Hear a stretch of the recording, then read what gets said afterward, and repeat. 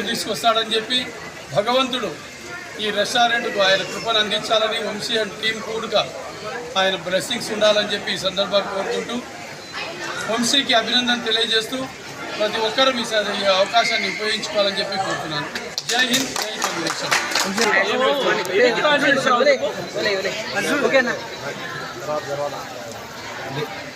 నా పేరు Vamsi Krishna, unique and nice restaurant నుంచి ప్రొపరేటర్ని మాట్లాడుతున్నాను.